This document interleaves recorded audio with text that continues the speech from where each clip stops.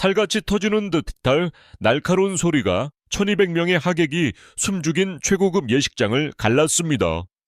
내 주제에 우리 집에 들어와 안녕하세요. 구독하고 좋아요를 눌러주세요. 어느 도시에서 시청하고 계신지 댓글에 적어주세요. 그 한마디와 함께 시어머니 박영숙의 얼음장 같은 손이 순백의 드레스를 입은 신부 강서연의 뺨을 무자비하게 후려친 것이었습니다. 순간 세상 가장 행복해야 할 신부의 하얀 뺨 위로 선명한 손자국이 붉게 피어올랐습니다. 옆에 선 신랑 윤태주는 경악한 아내를 감싸주기는커녕 당혹스러운 시선을 피하며 그저 자신의 체면만을 걱정할 뿐이었습니다. 축복의 박수갈채와 환호성으로 가득했던 예식장은 순식간에 얼어붙은 듯한 정적에 휩싸였습니다. 불과 10분 전까지만 해도 모든 것이 완벽했던 서연의 세상은 그렇게 산산조각 나고 말았습니다. 평생 지켜주겠다는 달콤한 속삭임이 얼마나 공허한 약속이었는지 서연은 온몸으로 깨닫고 있었습니다. 하지만 아무도 알지 못했습니다. 이 굴욕적인 순간이 거대한 복수의 서막을 열게 될 줄은 말입니다. 특히 모든 것을 지켜보던 서연의 어머니. 이정민의 눈빛은 단순한 분노를 넘어선 차가운 계산으로 번뜩이고 있었습니다. 모든 비극의 시작은 불과 10분 전으로 거슬러 올라갑니다. 예식이 진행되는 동안 시댁 식구들이 모여 앉은 테이블에서는 노골적인 험담이 오가고 있었습니다. 시어머니의 동생, 즉 신랑의 고모가 되는 여인이 곁에 앉은 박영숙에게 교양 없는 목소리로 물었습니다. 언니?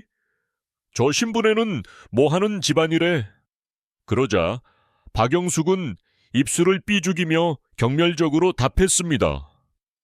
글쎄, 경기도 외곽에서 조그만 카페 하나 운영한다던데 뭐 별 볼일 있겠어. 그들의 대화 속에는 재개발로 벼락부자가 된 자신들은 상류층이며 정직하게 카페를 운영하는 서연의 가족은 급이 맞지 않는 하층민이라는 오만함이 가득했습니다. 바로 그때 부케를 던지기 위해 뒤돌아서던 서연이 무거운 드레스 자락에 발이 걸려 살짝 휘청이는 작은 실수를 했습니다. 하지만 이것은 시작에 불과했습니다. 그들에게는 서연의 작은 실수가 마치 그녀의 근본 없음을 증명하는 결정적인 증거처럼 보였던 것입니다. 한 친척이 손가락질까지 하며 외친 역시 그런 집딸이라 기본기가 없어 라는 한마디는 박영숙의 마지막 이성의 끈을 끊어버렸고 결국 파국적인 따기로 이어졌습니다. 그들이 별 볼 일 없는 카페라고 무시했던 그곳. 경기도 광주시 퇴촌면의 숲속의 향기는 사실 대한민국 부동산 시장을 뒤에서 움직이는 수천억 원대 자산가들의 비밀스러운 아지트라는 사실을 그 누구도 상상조차 하지 못하고 있었습니다. 제주도에서의 달콤했던 신혼여행은 마치 한여름 밤의 꿈처럼 짧았습니다. 서울로 돌아와 시댁의 육중한 현관문을 여는 순간 서연을 맞이한 것은 더 이상 다정한 가족이 아닌 차가운 감시자들의 시선이었습니다. 그날부터 서연의 일상은 완벽한 지옥으로 변했습니다. 새벽 5시 반에 일어나 시아버지의 아침상을 차리는 것을 시작으로 하루 종일 허리 펼 틈 없이 집안일에 시달려야 했습니다. 남편 태주는 더 이상 그녀의 편이 아니었습니다. 그는 교묘한 말들로 서연의 영혼을 갉아먹기 시작했습니다. 서연아, 우리 엄마 말씀이 다 널 위해서 하시는 소리야. 넌 아직 세상 물정을 너무 몰라. 내가 널 위해 대신 결정해 주는 거니까 고마워해야지. 사랑이라는 이름으로 포장된 가스라이팅 속에서 밝고 당당했던 서연은 점차 자신을 쓸모없고 부족한 사람이라 여기며 스스로를 잃어가고 있었습니다. 하지만 이것은 단지 시작에 불과했습니다. 그들의 탐욕이 서연에게 복수의 칼자루를 쥐어주게 될 줄은 그 누구도 예상하지 못했습니다. 어느 날 저녁, 시아버지 윤상구가 붉게 상기된 얼굴로 집에 들어오며 고함을 쳤습니다. 여보, 대박이야. 광주 일대 개발 프로젝트가 드디어 확정됐어. 우리 전 재산 20억 원을 전부 투자하면 최소 10배는 벌 수 있다는군. 그 순간 집안의 공기는 뜨거운 탐욕으로 가득 찼습니다. 그들은 서연을 투명 인간 취급하며 자신들만의 부푼 꿈에 대해 떠들어댔습니다. 불안한 마음에 서연이 조심스럽게 위험성을 언급하자 남편 태주는 경멸적인 눈빛으로 그녀를 쏘아붙였습니다. 네가 경제에 대해 뭘 안다고 그런 소리를 해? 당신은 그냥 시키는 대로 집안일이나 신경 써. 그 모욕적인 순간 서연은 식탁 밑으로 조용히 스마트폰의 녹음 버튼을 눌렀습니다. 그리고 시댁 식구들의 눈을 피해 어머니에게 짧은 문자를 보냈습니다. 엄마, 미끼를 물었어요. 그들이 덥석 문 미끼가 사실은 그들의 숨통을 끊어놓을 독이 든 미끼라는 사실을 그 순간에는 아무도 알지 못했습니다. 한편 경기도 외곽의 한적한 카페 숲속의 향기에서는 상상조차 할 수 없는 거대한 계획이 움직이고 있었습니다. 서연의 어머니 이정민은 평범한 카페 사장으로 위장하고 있었지만 그녀의 진짜 정체는 대한민국 굴지의 개발사에서 20년간 임원으로 재직하며 수조 원대 프로젝트를 성공시킨 전설적인 부동산 개발 전문가였습니다. 대대로 물려받은 막대한 토지를 기반으로 그녀는 은퇴 후에도 여전히 부동산 시장을 움직이는 숨은 큰손이었습니다. 그리고 가장 충격적인 사실은 시아버지 윤상구가 전 재산 20억 원을 걸고 목숨을 건 바로 그 광주 개발 부지의 핵심 땅 3만 평의 실제 소유주가 바로 이정민이라는 것이었습니다. 그녀는 이미 사위 집안의 모든 것을 손바닥 위에 올려놓고 있었습니다. 10년 전 윤상구가 불법 투기와 문서 위조를 통해 부를 축적한 모든 증거 자료까지 확보한 상태였습니다. 이정민은 차가운 눈으로 서류들을 내려다보며 나지막이 읊조렸습니다. 감히 내 딸을 건드린 대가가 얼마나 끔찍한지 이제부터 뼈저리게 느끼게 해주지. 며칠 후 이정민은 딸을 카페 뒤편에 숨겨진 비밀 사무실로 불렀습니다. 육중한 철문을 열고 들어선 순간 서연은 숨을 멈췄습니다. 그곳은 평범한 창고가 아니었습니다. 벽면을 가득 채운 것은 대한민국 전국의 개발 계획도와 수백 건의 부동산 등기 서류들이었고 중앙의 거대한 테이블 위에는 위성사진과 복잡한 설계도들이 펼쳐져 있었습니다. 이곳은 바로 이정민 제국의 심장부였습니다. 이정민은 차분하지만 단호한 목소리로 딸에게 모든 진실을 밝혔습니다. 서연아, 내 시댁이 목숨을 건 바로 그 땅, 전부 우리 거야. 그리고 그 땅은 절대 개발 허가가 날 수 없는 환경보호구역으로 곧 지정될 예정이지. 서연의 눈이 충격으로 커졌습니다. 어머니의 입에서 나온 계획은 상상을 초월할 정도로 치밀하고 무서웠습니다.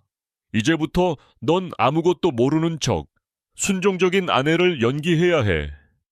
계속 그 집에서 지내면서 그들의 모든 대화와 계획을 녹음하고 증거를 모아 엄마가 뒤에서 완벽한 파멸의 무대를 만들어 줄 테니 그날 이후 서연은 완전히 다른 사람이 되었습니다.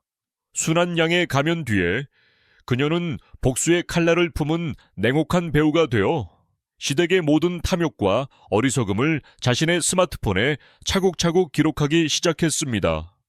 그들이 뱉어내는 모든 말은 스스로의 목을 조르는 올가미가 되고 있었습니다.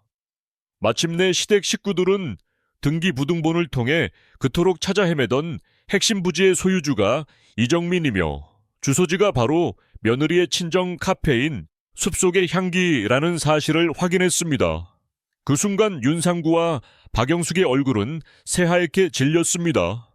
자신들이 그토록 무시하고 카페집이라 멸시했던 사돈이 사실은 자신들의 운명을 쥐고 있는 거물이었다는 사실을 깨달은 것입니다. 충격과 공포에 휩싸인 그들은 곧장 경기도 광주로 차를 몰았습니다. 카페에 도착한 그들은 차마 안으로 들어가지 못하고 밖에서 서성였습니다. 평화로워 보이는 카페의 모습이 이제는 거대한 성벽처럼 느껴졌습니다. 결국 윤상구는 결심한 듯 차에서 내려 이정민 앞에 섰습니다. 그는 평소에 오만함은 온데간데 없이 비굴한 미소를 지으며 입을 열었습니다. 사돈, 저희가 정말 큰 실수를 했습니다. 제발 그 땅을 저희에게 파십시오. 저희 가문의 명운이 걸린 일입니다. 하지만 이정민의 표정에는 한치의 흔들림도 없었습니다. 그녀는 싸늘한 목소리로 답했습니다. 죄송하지만 그럴 생각 없습니다. 제게는 돈보다 소중한 추억이 담긴 땅이라서요. 절망에 빠져 집으로 돌아온 그들은 곧장 서연에게 분노를 터뜨렸습니다. 네가 어떻게 우리한테 이럴 수 있어? 당장 네 엄마한테 전화해서 땅 팔라고 설득해. 태주는 이성을 잃고 서연의 팔을 거칠게 잡아 흔들며 소리쳤습니다. 아파. 노흐란 말이야. 서연은 비명을 지르며 그의 손을 뿌리쳤습니다. 그들의 추악한 본 모습을 두 눈으로 똑똑히 확인하며 서연은 처음으로 짜릿한 복수의 쾌감을 느꼈습니다. 이제 돌이킬 수 없었습니다. 파멸의 톱니바퀴는 이미 움직이기 시작했습니다. 한 달 동안 시댁은 피가 마르는 지옥 같은 시간을 보냈습니다. 모든 희망이 사라지고 파산의 공포가 집안을 뒤덮었을 무렵 기적처럼 이정민에게서 전화가 걸려왔습니다. 윤상구는 떨리는 손으로 전화를 받았습니다. 수화기 너머로 들려온 이정민의 목소리는 뜻밖에도 부드러웠습니다. 오랫동안 고민했습니다만 마음을 바꿨습니다. 그 땅 사돈께 팔겠습니다. 그 순간 시댁 식구들의 얼굴에 화색이 돌았습니다. 절망의 나락에서 건져진 기분이었습니다. 하지만 이정민은 결정적인 한마디를 덧붙였습니다. 다만 더 높은 가격을 제시한 다른 구매자가 나타나서요. 일주일 안에 전액 20억 원을 현금으로 입금하지 않으시면 계약은 없던 일이 됩니다. 그 말에 다급해진 윤상구는 이성을 잃었습니다. 그는 집을 담보로 거액의 사채까지 끌어다 썼습니다. 이것이 자신들을 파멸로 이끄는 마지막 덫이라는 사실을 꿈에도 모른 채 그들은 이것이 마지막 기회라 철석같이 믿었습니다. 계약 당일 강남의 한 법무법인 사무실에서 만난 그들은 이정민이 내민 수십 장짜리 계약서를 제대로 읽어보지도 않고 도장을 찍었습니다. 그리고 그 자리에서 20억 원 전액을 송금했습니다. 이정민은 서류를 챙겨 일어나며 의미심장한 미소를 지었습니다. 축하드립니다. 이제 그 쓸모없는 땅의 주인이 되셨네요. 하지만 그 미소의 진짜 의미를 깨닫기까지는 그리 오랜 시간이 걸리지 않았습니다. 정확히 일주일 후 대한민국의 모든 일간지 일면 머리기사에 충격적인 속보가 터져 나왔습니다. 속보, 경기도 광주 일대 국립공원 및 문화재 보호구역으로 최종 지정. 향후 모든 개발 행위 영구 금지. 아침 식사를 하며 신문을 보던 윤상구의 손이 사시나무처럼 떨리기 시작했습니다. 그의 손에서 떨어진 신문을 집어든 박영숙은 기사의 제목을 읽는 순간 비명을 지르며 그 자리에 주저앉았습니다. 20억 원의 전 재산이 하룻밤 사이에 휴지 조각이 되어버린 것입니다. 설상가상으로 집까지 담보로 잡힌 상황이었습니다. 바로 그때 윤상구의 휴대폰이 날카롭게 울렸습니다. 발신자는 국세청이었습니다. 안녕하십니까 윤상구 씨. 10년 전 토지 거래 관련 탈세 및 불법 행위 혐의에 대한 제보가 접수되어 즉시 세무조사에 착수합니다. 이것은 이정민이 준비한 두 번째 선물이었습니다. 모든 것이 완벽하게 짜인 각본대로 움직이고 있었습니다. 그들의 세계는 이제 막 무너지기 시작했습니다. 파멸은 전염병처럼 빠르게 번져나갔습니다. 국세청의 세무조사는 윤상구가 지난 10년간 저질러온 파멸은 전염병처럼 빠르게 번져나갔습니다. 국세청의 세무조사는 윤상구가 지난 10년간 저질러온 모든 불법 행위와 탈세에 추악한 민낯을 낱낱이 파헤쳤습니다.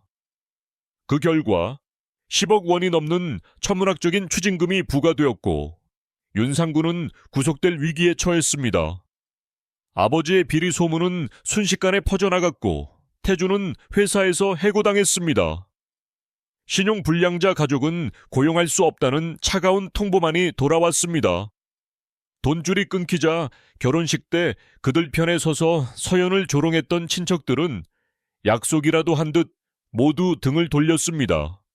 완벽하게 고립된 채 절망의 구렁텅이에 빠진 태주는 마지막 지푸라기라도 잡는 심정으로 서연에게 전화해 울며 매달렸습니다.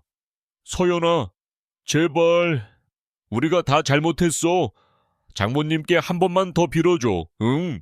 하지만 수화기 너머로 돌아온 서연의 목소리는 얼음처럼 차가웠습니다. 이제 와서 당신들은 나를 무시하고 짓밟고 내 영혼을 병들게 했어. 당신들이 이렇게 처참하게 망가지는 걸 보니 솔직히 말해서 속이 다 시원하네. 그 순간 태주는 온몸의 피가 차갑게 식는 것을 느꼈습니다. 자신이 알던 순종적이고 착하기만 했던 아내는 이미 세상에 존재하지 않았습니다. 한 달 후 그들의 모든 부와 허영의 상징이었던 호화로운 저택이 결국 경매에 넘어갔습니다. 이삿짐 차가 도착하고 쫓겨나듯 짐을 빼는 그들의 참담한 모습 위로 고급 세단 한 대가 소리 없이 멈춰 섰습니다. 차에서 내린 것은 바로 서연과 이정민이었습니다. 박영숙이 도끼 어린 눈으로 악을 썼습니다. 네가 어떻게 여기에 나타나? 뻔뻔하게. 서연은 싸늘하게 웃으며 답했습니다. 제 집이니까요. 제가 낙찰받았거든요. 그 한마디에 시댁 식구들의 얼굴에서 핏기가 사라졌습니다. 서연은 박영숙의 눈을 똑바로 마주보며 결혼식 날의 기억을 끄집어냈습니다. 시어머니, 제게 그러셨죠? 내 주제에 우리 집에 들어오냐고. 그녀의 목소리는 조용했지만 그 어떤 비수보다 날카로웠습니다. 네, 이제 똑똑히 알겠네요. 제 주제는 당신들의 전 재산과 오만함을 헐값에 사들일 수 있는 그런 주제였습니다. 서연은 가방에서 서류 봉투를 꺼내 태준에게 던졌습니다. 이혼 서류예요. 어차피 나눌 재산도 없으니 위자료는 당신들 집을 사준 걸로 퉁치죠. 모든 것을 잃고 길바닥에 나앉게 된 시댁 식구들의 망연자실한 모습을 뒤로 한 채 서연과 이정민은 당당하게 돌아섰습니다. 완벽한 복수는 끝났고 이제 진정한 그녀의 인생이 막 시작되고 있었습니다. 그로부터 6개월 후 강남의 호화로운 저택이 있던 자리에는 전혀 다른 풍경이 펼쳐졌습니다. 예전 시댁의 허영심을 채워주던 대리석과 샹들리에는 그대로였지만 이제 그곳은 희망의 집이라는 이름의 가정폭력 피해자 지원센터로 다시 태어났습니다. 차가운 과시욕으로 가득했던 공간은 이제 상처받은 영혼들이 위로와 용기를 얻는 따뜻한 보금자리가 되었습니다. 센터의 대표가 된 서연은 더 이상 과거의 그늘에 갇혀 있지 않았습니다. 안녕하세요. 상담 예약하신 분 맞으시죠? 그녀는 자신과 같은 아픔을 겪은 여성들의 손을 따뜻하게 잡아주며 자신의 경험을 통해 얻은 힘과 지혜를 나누었습니다. 결혼식 날 뺨을 맞고 속수무책으로 당하기만 했던 연약한 여성은 온데간데 없었고 그 자리에는 타인의 상처를 보듬을 줄 아는 강인하고 성숙한 여성이 서 있었습니다. 한편 완벽하게 몰락한 시댁 식구들은 비참한 현실을 살아가고 있었습니다. 윤상구는 좁은 택시 안에서 손님들의 눈치를 보며 핸들을 잡았고, 박영숙은 식당 주방 구석에서 뜨거운 김을 맞으며 설거지를 했습니다. 태주는 편의점 야간 아르바이트로 근근히 생계를 유지하며 텅 빈 원룸에서 홀로 과거를 곱씹었습니다. 그는 이제야 깨달았습니다. 자신이 서연을 사랑한 것이 아니라 그저 순종적인 인형을 원했을 뿐이라는 것을. 하지만 후회하기엔 모든 것이 너무 늦어버렸습니다. 그들의 오만함이 앗아간 것은 돈과 명예뿐만이 아니라 진정한 사랑과 인간으로서의 존엄성이었습니다. 그해 연말 희망의 집 개원1 주년 기념 행사가 열렸습니다. 전국에서 모인 수많은 사람 앞에서 서연은 마이크를 잡고 당당하게 말했습니다. 우리에게는 선택권이 있습니다. 계속 피해자로 남을 것인지, 아니면 당당하게 일어서서 내 삶의 주인이 될 것인지. 여러분은 혼자가 아닙니다. 그녀의 목소리는 더 이상 떨리지 않았습니다. 그 말은 단순한 연설이 아니라 깊은 절망의 터널을 지나온 한 인간이 세상에 외치는 희망의 선언이었습니다. 행사가 끝난 후 서연은 어머니의 카페 뒤편, 모든 복수가 시작되었던 그 들판에 섰습니다. 지는 노을을 바라보며 그녀는 나지막이 중얼거렸습니다. 내 주제는 내 삶을 사랑하고 타인에게 희망을 주는 자유롭고 당당한 여성이었어요. 복수는 끝났고 진정한 행복이 비로소 시작되었습니다. 그날 밤 서연은 자신의 일기장 마지막 페이지에 짧은 글을 남겼습니다. 진정한 복수는 가해자를 파괴하는 것이 아니라 내가 더 강해지고 행복해지는 것이다. 과거의 나는 죽었고 새로운 내가 태어났다.